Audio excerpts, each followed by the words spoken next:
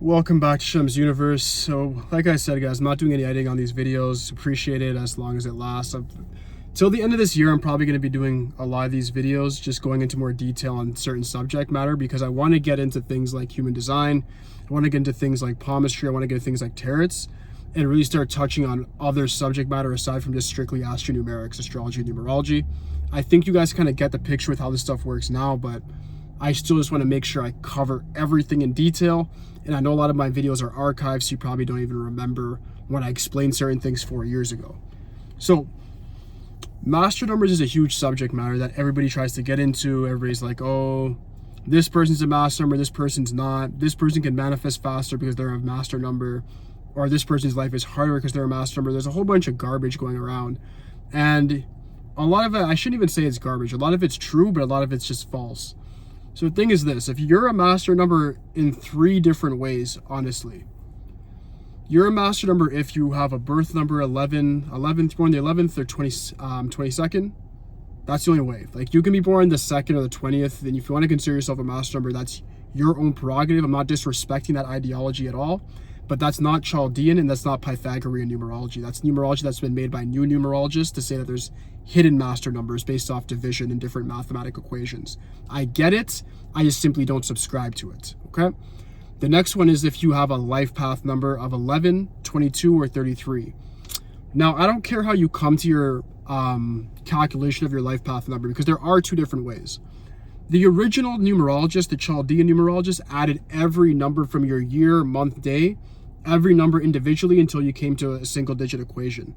So that makes sense to me, that's fine. It's just the same way we calculate like expression numbers right now.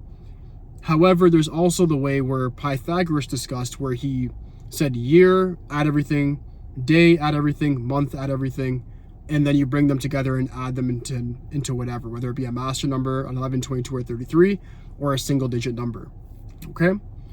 So that sums that up. It's just literally your birth number, your life path, and that's pretty much it, really. Like, if you want to consider yourself a master number because you have an expression number 11, 22, or 33, that's fine as well. Is it as pronounced? Yeah, to a certain degree it is because you have a skill set with that, but you're going to feel the effects of it more from a birth number perspective or life path number for sure. But those are the 3 ways you could be a master number. Now let's get into this.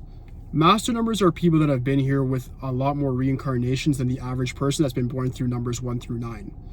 The reason I don't agree or subscribe with the whole expression number thing as well too much is because you might have master number energy, but it doesn't mean that your soul reincarnated bare times, right? When you have a birth number or life path number, it means that you definitely have your older soul, which means in this arena, this matrix, this simulation, you have more of an ability and more of a pronounced ability to bend reality to your will. Meaning, like, if your thoughts and emotions are in line with something, you'll start noticing those things come in sequence. Like, you guys will make synchronized numbers come to you. You guys will make situations naturally happen just simply because your emotions just want it to happen so bad. Regular people, regular numbers, regular guys like me, we don't have that ability. You guys definitely do. You should use it to your advantage. Having master numbers is very good when it comes to manifestation. I agree with that. If you're an 11, like I was saying in my other video, you can use your thoughts to definitely create the life that you want as long as your emotions are actually backing it up and you have validity with your strategy, meaning you're still in the real world. You can get a lot done as an 11. You can be a very good politician. You can be a very good actor. You can also be a very good athlete. Anything to do with being a celebrity or having worldwide influence is the ability of the 11. If you're not having a worldwide influence with your spiritual gifts, then you're simply on the vibration of the number 2 and that's it. That's not bad either. This means that you're diplomatic, maybe you're well-mannered, but there's some weakness that's preventing you from having your full potential. With 11s, usually that comes with overindulgence with your emotions. Most 11s are either very happy or very sad. They don't really fall in the middle, and because of that, they end up, when they're very happy, getting that polarity of manifesting and going on an upward trajectory, but when they're sad, the opposite happens. They go on a negative spiral and they just go down this rabbit hole of negative situations, whether it be addictions, bad people, meeting the wrong people at the wrong time, even wrongful convictions, getting into prison. Like, it's intense because you have such an enhanced ability to manifest. If you feel a specific way, it's like you're writing a narration for how your life should go. Everybody has this to a certain degree, But the humans that have 11 as a master number, especially if they're born the 11th or have it as a life path, expression number 2 a little bit, you guys will write the way your life will go each day just based off how you feel. So use that to your advantage, please. 22 people that are life path 22, born the 22nd, all about law of action, very robust personalities, very pragmatic, very much a commanding number. People respect 22s because they'll give them confidence. 22s can be very good superheroes or super villains. A lot of 22s, you won't even know who they are. Like 11s is more like front page celebrity status. 22s are more the type to just say, yeah, I own that graveyard. I own that hotel. I'm looking at like a condo in front of me right now. I own this condo, right? So they're the type of people that will actually own things like that and do very, very well. They can do very well in the private sector because they just need to build things. If I was a 22, I'd get into things like architecture, bodybuilding specifically, maybe being an athlete, but more so things that are a building of things, are building a network, a private network of people. 22s are very good at bringing together conglomerates, and they're able to make people work in unison. The number 2 is all about cooperation, diplomacy. Number 4 is pragmatic. So they can bring forth an alliance of people for a very pragmatic endeavor that benefits all others. So whether that be having a criminal syndicate, a mafia of sorts, they can do that, or they can have an organization that helps people in third world countries. It all depends on where their mind is. Again, you're 2 11s. So if you're a 22, you have double the ability to manifest in that way by simply knowing how you feel each day, being mindful of your emotions, and taking actions towards getting your results.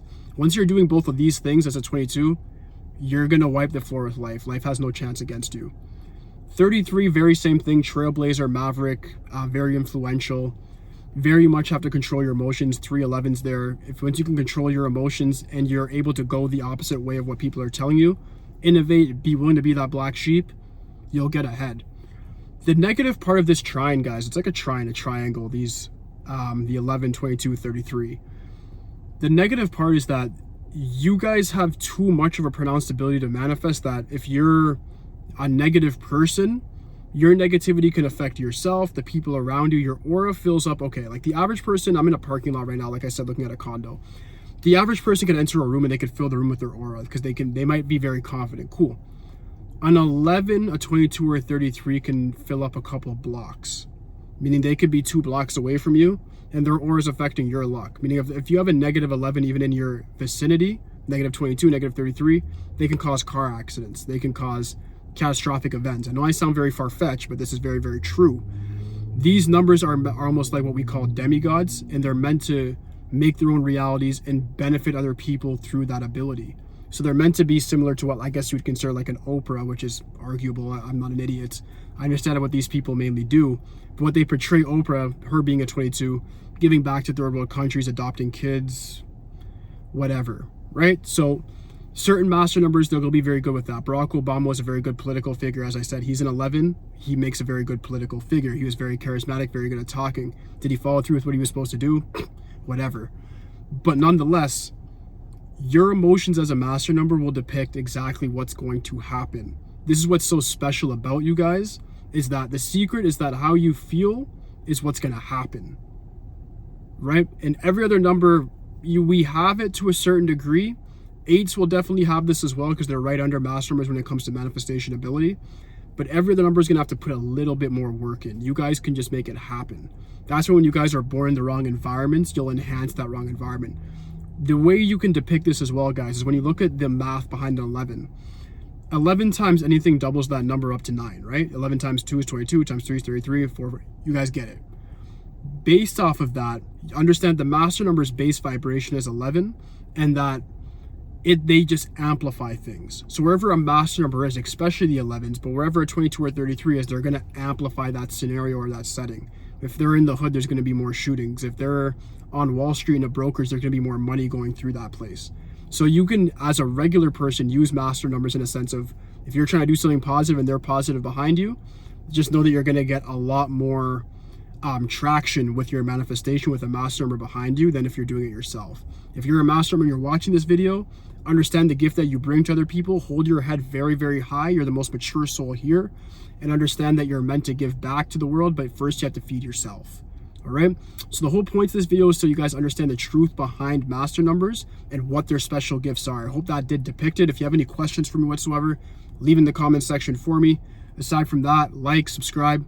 That's it for today, guys. Peace.